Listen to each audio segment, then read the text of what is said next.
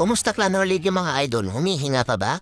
Ayos lang yan. Ito nga sa amin mukhang pupulutin na sa kangkungan. E tingnan nyo naman kinawaba lang yung mga base namin dahil halos puro mahalo TH at mga rush. Pero kailangan pa rin natin magseryoso kahit talo na. E ano pa yung gagawin? E di pinalayas ko na yung mga butiki. Dahil sinek ko na nga dito yung malakasang bulalakaw ni Tatang. At syempre nagsalang mga ako dito na isa sa mga matinong strategy at matinong troops. At yan na walang iba kundi puro salamangkero. Tama mga idol, isa yan sa matinong troops na pwedeng gamitin pag lugi tayo sa Clanor League. At para maging effective, salamangkero lang din ang dadalhin natin sa reinforcement. O baka ayaw nyo naman maniwala na isa ito sa matinong strategy. Tara, panoorin natin unang banat. At eto na nga yung unang biktima, yung base ni Quickie. Kaka-Teach 13 niya lang pero max na kaagad sa Teach 13 yung Eagle Artillery. Kaya dito, kailangan na kaagad itumba gamit yung malakasang bulalakaw ni Tatam para kasama na rin sa matatanggal yung isang single IT, yung Expo at yung Blood Castle. Pero malalim-lalim yung Eagle kaya kailangan mag-focus sa paglapag ng mga Indispel. At tinunahan ko na nga dito lapagan ng mga lindol kaso napasobra naman ang isang piraso. Pero ayos lang yan dahil ang gamit ko naman dito ay isa sa mga matinong troops na puro salamangkero. E ano pang hinaantay kaya ito na ang bulalakaw ni Tatam.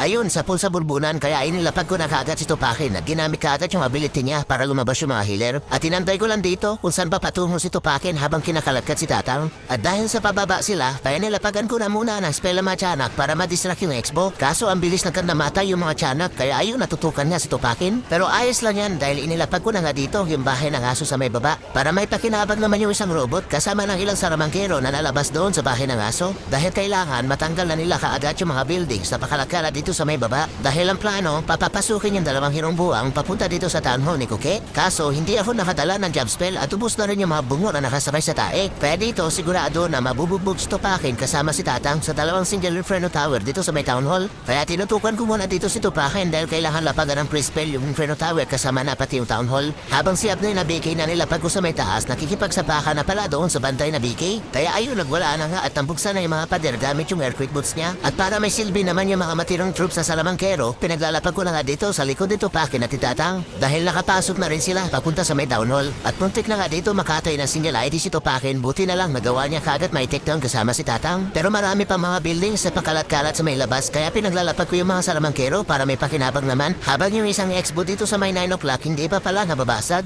Kaya nilapagan ko na maraming salamangkero para may tumba na kagad. Habang si Tupakin nagdadabog nga dito sa may pader dahil gusto niya pasukan yung bantay na Tatang na naligo sa Moriarty Gassit. Abot na abot naman pala, gusto niya pa talaga basadin yung pader. Hindi lang para may pagkatupag, may pagkaabnoy pa pala. Pero hayaan na dahil tinapos na nga dito ng mga salamangkero yung huling poste ng PLDC na lumutang sa may gitna. Kaya dahil dyan at restart nga yung base ni Quickie, magamit nga yung matinong strategy ng mga salamangkero. O diba effective? Sabi sa inyo eh. Pero baka diskumpiyado kayo kaya sige lumipat naman ako dito sa isa ko pang account na Teach 13 para palayasin yung mga nakasalang na mga butiki. At isinek ko na muna yung malakasang bulalakaw ni Tatang. Sabay salang sa matinong strategy na halos puro mga salamangkero. At ganoon pa rin para maging effective, salamangkero lang din ang inilagay ko sa reinforcement. Kaya tara, panoorin natin yung pangalawang banat. Nagamit na yung isa sa matinong strategy ng mga salamangkero. At ito na nga yung pangalawang biktima, yung base ni Finchga. Lugi na naman dahil halos max na nga sa Stage 14 at Stage 13 lang yung ahang ko. Pero ayos lang yan at magtiwala lang sa matinong strategy na damit yung mga salamangkero. At dito nga, target na bulalakaw ni Tatang yung isang Expo. Kaya nilapagan ko na muna ng imbispel yung mga ibang defense sabay hagis ng bulalakaw ni Tatang. Sabay nilapagan ko ng apat na lindol yung town hall ni Finchga. At inilapag si Tupakin sabay gamit ng malaking para niya papunta sa may town hall.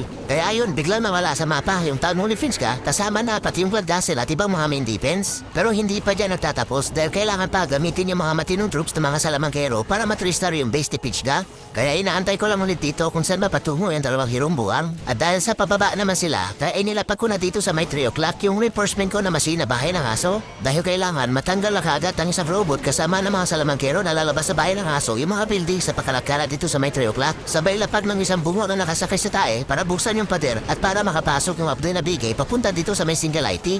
Ang problema nga lang may nakaabang pa na mga single IT sa kabilang compartment. Kaya dito inilapag ko na yung dala-dala kong jump spell para diretso-diretso yung pasok na tatlong hirong buwang papunta dito sa may baba. Ang kaso natutukan naman kaagad ng dalawang single Inferno Tower yung update na BK.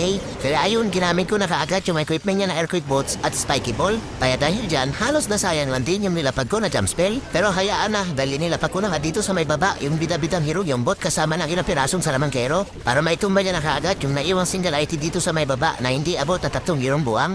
Dahil ay gusto pa na lapitan ni Abnay na BK. Buti na lang tumino at sumunod na nga kay Tupakin na binubugbog lang nga ng mga expo. At para naman hindi makatouch tupakin, itinago ko na muna sa Invispel. Pero marami pang mga buildings na pakalat-kalat sa labas bandang 9 o'clock. Kaya pinaglalapagan ko ng mga salamangkero para may pakinabang naman. Ang kaso, nakatay na nga ng dalawang expo si Tatam at isinusunod na nga si Tupakin. Dahil yung abnoy na BK, imbis siya ang tatangke, natatago sa likod ni Hiron yung bot. Potek na abnoy yan, halos walang sibe. Pero hayaan na, dahil ipinaglalapan ko na nga dito lahat ng mga salamangkero sa may taas. Dahil si Hiron yung bot, nakikipagsapakan pa nga dito sa banday na BK.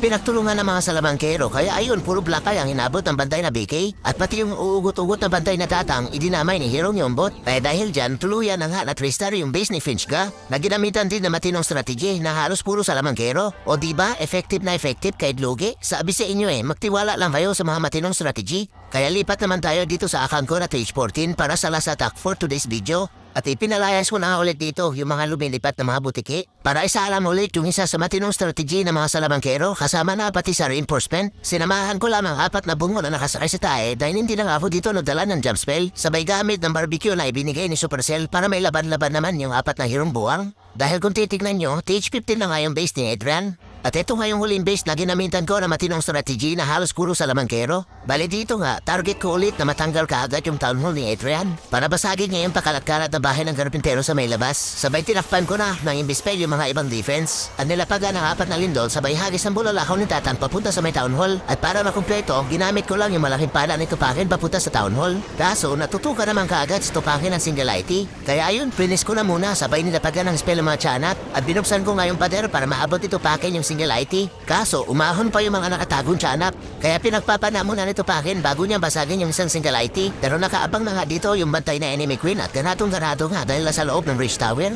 At nagsilabasan pa nga yung mga nakatagong tiyanap para kuyugin si Tupakin. Ay tinago ko na muna sa Invispel para hindi agad makatay. Sabay ibinaba ko na nga dito yung reinforcement ko na machine na bahay ng aso para matanggal na kaagad ng mga robot at salamangkero yung mga pakalat-kalat na building sa may labas ng 9 o'clock. Ang problema, nakatay pala ng enemy queen si Tupakin. Pero hayaan na at magtiwala na lang sa matinong strategy na halos puro salamangkero. Kaya tinitignan ko nga dito kung saan ba pwede ilapag kaso wala. Kaya binalikan ko na lang si Tatang at inaantay na sumama siya sa mga robot. Sabay ibinaba ko na yung abnay na BK kasama ng ilang salamangkero bandang 3 o'clock. Ang problema, sobrang dami pa nga ng mga main defense bandang gitna. Kaya inilapag ko na pati yung bida-bida hero yung bot. Kaso sa kamalasan, nahuli ka agad ng ipo-ipo. Kaya ayun, halos hindi nga makagalaw kasama na pati yung halada niyang tuta. Buti na lang hindi nga nakanda hilo-hilo at dumiretso na nga siya dito papunta sa may monolith. Kaya nilagyan ko na yung huli na titirang spell ng mga tiyanak para hindi agad matutukan si Irong yung bot. Ang problema, marami-rami pa yung mga defense na naiwan dito sa may baba. Kaya pinaglalapagan ko na malakas ang matinong troops sa mga salamangkero para kahit papano may pakinabang naman habang tumatangke sa dalawang expo yung abnoy na BK. Kaso nainis na ata dahil siya lang yung binabanatan kaya ayun, nagwala na nga. Sabay lapit sa bantay na BK para pitikin yung itlog niya at isinama pati yung halaga ni abnoy na baka.